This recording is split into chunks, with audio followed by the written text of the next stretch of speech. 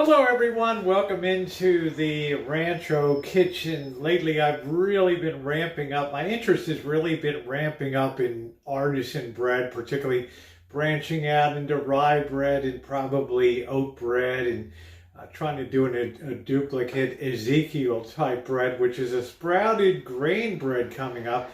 And I'm very excited today because the Dutch oven is supposed to arrive. The T-fal oven-proof, heat-proof, designed for oven use, a Dutch oven, which is, I think, going to ramp up the bread making to a whole new level, which is going to be, I think, very exciting. Yeah, we're going to probably have some problems along the way too, but it'll be, if nothing else, it'll be very interesting, and I always try to keep things fun and lively on the Rancho here.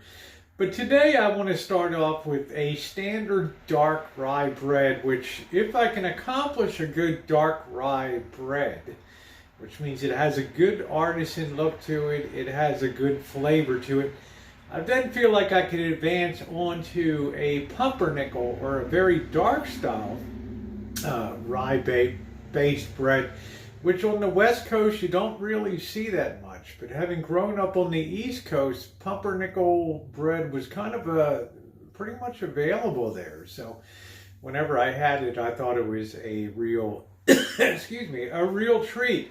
So let's start out with the dark rye bread today. And Dutch oven is not here yet, but it should be here tomorrow. But the number one key that I have found for making tasty bread is that you need to start your dough the night before. Not if you want to have bread, but if you want to have great bread. There's a big difference. You know, yes, you can start some bread at 10 or 11 o'clock in the morning and have it on the table for dinner. Nobody's going to complain about it. But is it bread that transcends to the next level? That's the question. Well, that's what I'm going to be trying to do, and I've found over time, the 10 years I've been on YouTube, of which I've probably been baking 9.5 years, I have found the one key to tasty bread is starting it the night before, because it gives the ingredients, the yeast, the flour, time to ferment, and with fermentation or being exposed to the air a little bit and the yeast, allows flavor to deepen. It's also one of the keys when you bake same day bread, you'll often see very light color crusts and things. But when you make artisan bread that you start the day before, maybe like sourdough with the continuing sourdough mother part of it that you put into the next loaf, you'll find that the loaves have a much darker and more eye-appealing look to them. They just look like they would be tastier, and they are. So before we get going, if I can ask you, if you're new to the channel, please take a minute, subscribe, hit the bell for all notifications. I think it's a fun variety channel. Travel, metal detecting, vintage audio repair, doing homesteading, turning towards homesteading here on the Rancho, growing fruits, and now adding nuts to the complement vegetable, canning. It's always a lot of fun. So let's talk about what we're going to be making today, at least in terms of the ingredients. Most breads I have found, the simpler it is, the tastier they seem to be. Yes, you can add a lot of ingredients, you can bulk it up with raisins and things, that's fine. We'll eventually be making a raisin bread too, but for this dark rye bread, you're going to be using bread flour, not all-purpose flour, but bread flour. I like to use gold medal, okay?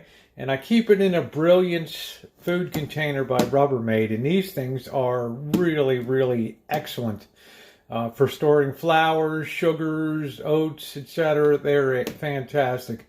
Going to be using salt, and this is yeast. I like to get the big blocks of yeast that you can get in restaurant supply stores, open them up, pour them into a glass jar and just save them in the refrigerator. Indefinite shelf life, okay? And finally, some dark rye flour here, and this is Bob's Red Mill, which I find always performs well. It's a good quality flour.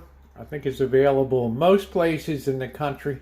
So what we're going to do is make this dough and then cover it, and then I will be rejoining you guys tomorrow, at which point we'll see the Dutch oven that's coming. I also got some parchment paper, so we'll really be in high gear tomorrow baking it off. Dry ingredients have been added in. 3 cups of bread flour, 1 cup of dark rye flour, 2 teaspoons of salt, and 1/2 teaspoon of yeast. Now we're going to go ahead and add the water. Actually, before I do that, I want to mix up all the salt and the flours here and the yeast. Then we're going to add 1.5 cups of warm water and form this into a doughy batter, sticky, that's going to rise overnight, and that's going to impart a lot of flavor to it. Our water's been added, 1.5 cups of lukewarm water, and we're just going to stir this until all the flour has been wetted. In other words, there's no dry parts remaining. So what's really nice about this is really at the beginning here, and I'm not sure later on, I got to go back and refer to the recipe, but it's really a no need, at least at this point, bread. And this is going to be sticky, it's going to be shaggy, as you can see here. But you can see as I'm stirring, I'm eliminating all the parts of the dry flour here and incorporating that all into it. Okay.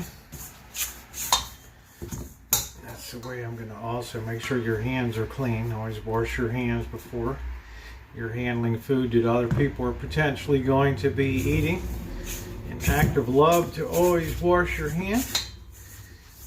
And I think I've got all of the flour incorporated. Looks like a little more.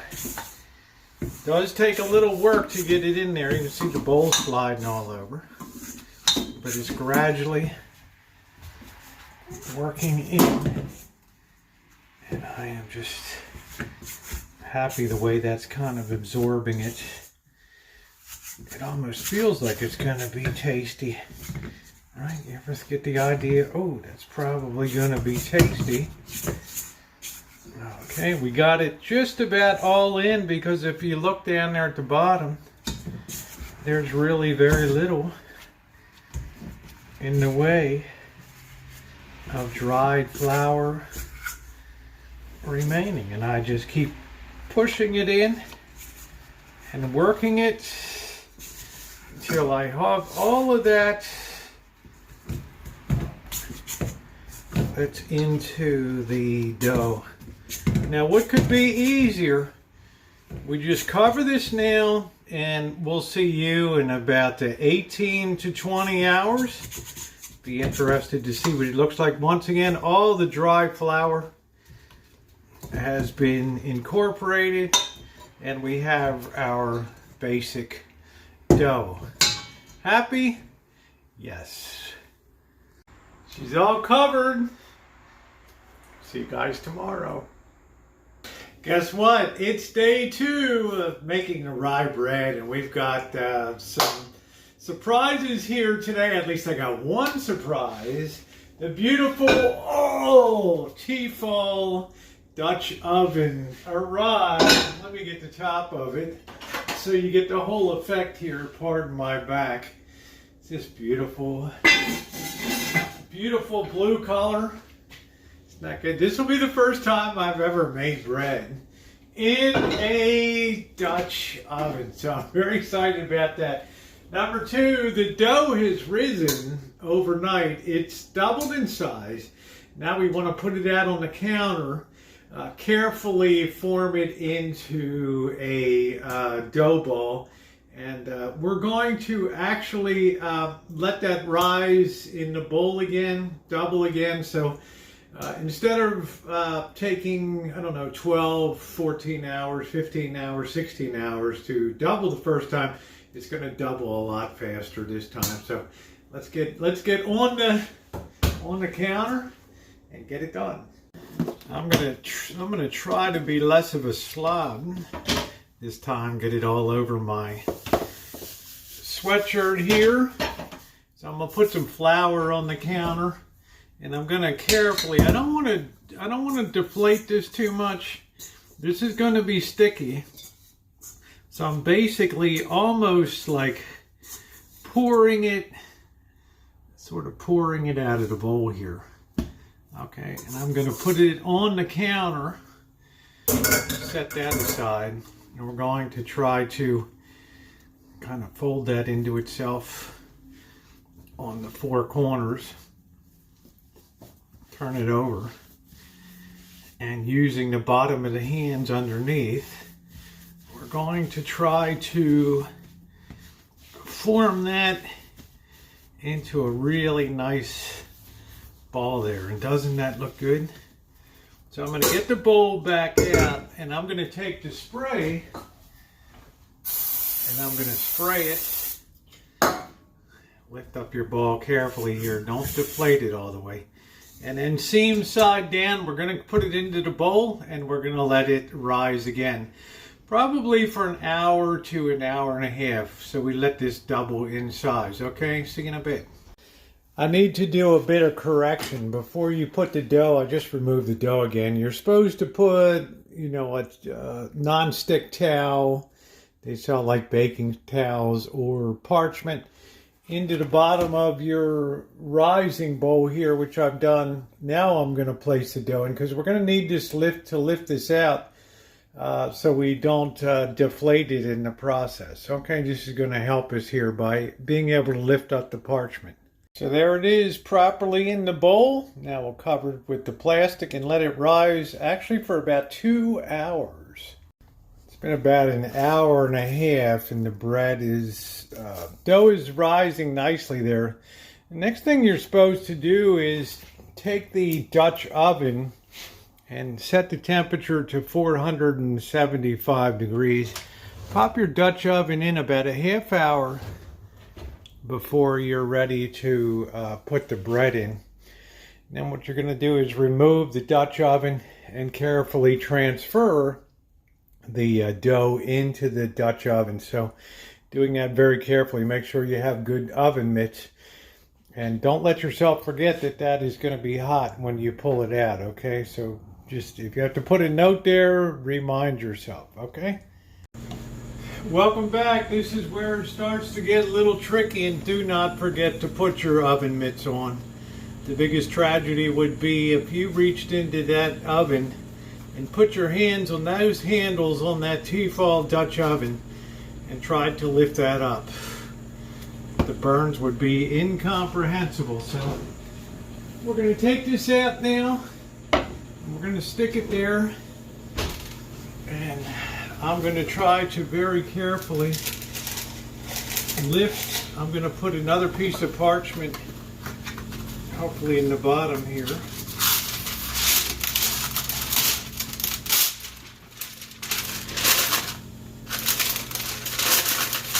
Just like so. Don't burn yourself. I'm trying to get it positioned down there. And then I'm going to try to sort of lay the dough in and then roll it over. You're supposed to roll it over so that it is seam side up, just like that. So now I'm going to put the lid on, and I'm going to put it into the oven. Put your mitts back on, okay, and into the oven she goes for a half hour, okay? Don't forget, mitts, mitts, mitts. I'll tell you, this bread is smelling good. Now, put your oven mitt on before you open the oven, because at this point in time you're going to remove the lid of your Dutch oven. And we're going to let this bake off another 15 or 20 minutes. Okay, so you want to pull that out some, grab the lid, don't touch it. Push your bread back in. Set your timer for, I like it a little crusty, a little browner. Set your timer for 20 minutes. We'll see you in 20 minutes. Be careful. Let's take a peek. Oh, that's looking good in there. It's time to remove it. Let me sit this down. We'll pull it out and take a look. Don't forget your oven mitts. Oven mitts. Some people even suggest you bake with a towel around the lid and things at the top so you remind yourself it's hot. So just try to use your brain a little bit. So we're going to pull that out. Man, that looks absolutely amazing there. Turn the oven off. I'll use the heat to warm the house up and let you come over and take an initial look.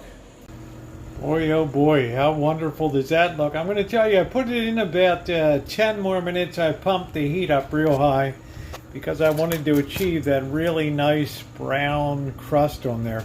I'm going to go ahead and transfer it to the rack so it can cool down. You never want to slice bread that's hot. Warm is okay, hot no good, because this is still baking inside and it would be very gummy and very moist.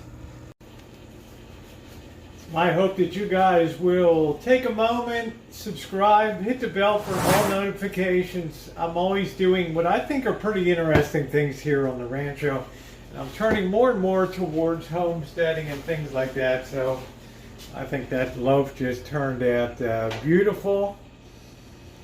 It's just, I think it's going to be really good eating. I'll be doing a shorty in the future when I slice it. It will probably, I may try some tonight, in which case I will put a little shorty up. But I would appreciate a thumbs up from you. And once again, thank you for being along. It's been a great journey. I had a lot of fun. Proof of the pudding will be in the tasting though, so we shall see. So thanks for watching, everybody.